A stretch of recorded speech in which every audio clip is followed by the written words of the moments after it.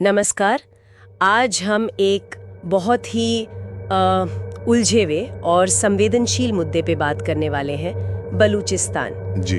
ये पाकिस्तान का सबसे बड़ा सूबा है, मतलब ज़मीन देखें तो करीब 44% पाकिस्तान है ये। हाँ, लेकिन आबादी के लिहाज से बहुत कम, देश की सिर्फ 5%। और यहाँ दशकों से एक संघर्ष चल रहा है। हाँ। इसमें बगावत है, मानवाधिकारों के हनन के आरोप हैं, कई परतें हैं। बिल्कुल।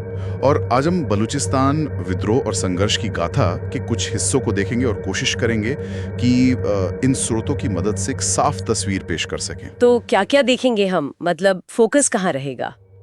हम इसके इतिहास को समझेंगे, आज जो बगावत चल रही है उसके कारण क्या है, कौन लोग शामिल है, जैसे वो बलूचिस्तान लिबरेशन आर्मी, BLA का नाम आता है बार बार। अच्छा। फिर आर्थिक शिकायतें क्या हैं लोगों की, मानवाधिकारों की क्या स्थिति है और आगे क्या हो सकता है, इन सब पर बात करेंगे। ठीक है, तो समझने के लिए शायद इतिहास से शुरू करना सही रहेगा। 1947 से पहले क्या कहानी थी वहाँ? देखिए, 1947 से पहले बलूचिस्तान में कलात जैसी रियासतें थीं अच्छा। और अंग्रेजों के साथ उनकी एक संधि थी 1876 की, जिसके तहत उन्हें कुछ हद तक, मतलब अंदरूनी मामलों में खुद फैसले लेने की आजादी थी, स्वायत्तता थी। लेकिन 1947 में जब पाकिस्तान बना तब हालात बदल गए होंगे। हाँ बिल्कुल, जब पाकिस्तान बना तो कलात के जो शासक थे, खान ऑफ कलात, वो तो आजाद रहना चाहते थे। वो पाकिस्तान में नहीं मिलना चाहते थे? जी नहीं, लेकिन मार्च 1948 में पाकिस्तानी फौज ने दखल दिया और जबरदस्ती विलय कर लिया। ओहो। स्रोत यही बताते हैं कि यहीं से वो बलूच राष्ट्रवाद की पहली चिंगारी भड़की और पहला विद्रोह शुरू हुआ। मतलब जबरदस्ती विलय ने असंतोष के बीज बो दिए। और ये असंतोष आज तक है। और ये सिर्फ एक विद्रोह नहीं था, ये सिलसिला चला है। हाँ बिल्कुल। स्रोत कहते हैं कि कम से कम 5 बड़े विद्रोह हुए हैं। 1948 वाला पहला था ही, फिर 1958-59 में, 1962-63 में और 1973 से 77 तक एक बहुत बड़ा टकराव हुआ। अच्छा, 73-77 वाला। जी, वो काफी भयानक था। अंदाजा है कि करीब 55,000 बलूच विद्रोही थे और पाकिस्तान ने लगभग 80,000 सैनिक लगा दिए थे उन्हें दबाने के लिए।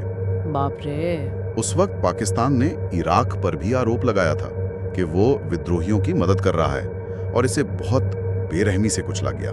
और फिर उसके बाद जो अभी चल रहा है वो 2004 से शुरू हुआ और 2006 में जब बड़े नेता नवाब अकबर बुख्ती मारे गए, उसके बाद ये और तेज हो गया। हाँ, उनका नाम तो काफी सुना है। जी, इसी दौर में फिर ये BLA, BRA, BLF जैसे नए ज्यादा संगठित और हथियारबंद गुट सामने आए। ये BLA का जिक्र बार बार आता है, ये हैं कौन असल में?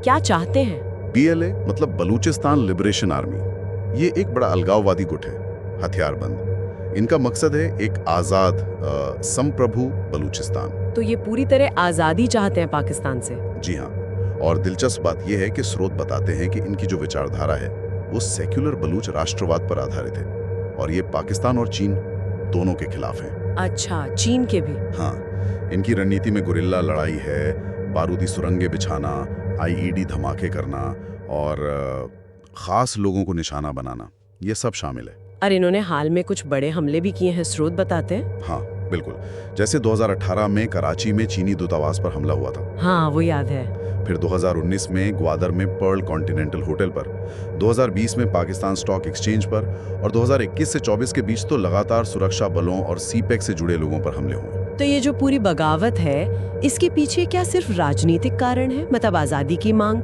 या कुछ और भी है? नहीं, सिर्फ राजनीतिक नहीं। स्रोत बताते हैं कि आर्थिक मुद्दे बहुत बहुत बड़े कारण हैं। आर्थिक मुद्दे कैसे? देखिए, बलूचिस्तान प्राकृतिक संसाधनों से भरा पड़ा है। पाकिस्तान की लगभग 36 से 40% नेचुरल गैस वहीं से आती है। अच्छा, इतना ज्यादा? जी, लेकिन स्थानीय लोगों में ये बहुत गहरी नाराजगी है कि इस दौलत का फायदा उनको नहीं मिलता, जरा भी नहीं।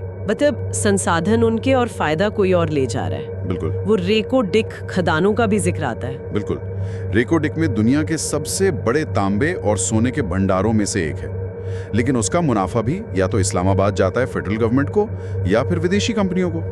ग्वादर बंदरगाह को लेकर भी यही शिकायत है। लोग उसे एक तरह से चीनी पाकिस्तानी प्रोजेक्ट की तरह देखते हैं, जिसमें उनके लिए ना कोई नौकरी है ना कोई और फायदा। और इसमें CPEC का क्या रोल है? चीन पाकिस्तान आर्थिक गलियारा, वो तो बहुत बड़ा प्रोजेक्ट है। हाँ, और उसको लेकर बलोच विद्रोहियों में जबरदस्त गुस्सा है। स्रोत बताते हैं कि वो इसे एक तरह का नया उपनिवेशवाद मानते हैं। नया उपनिवेशवाद? क्यों?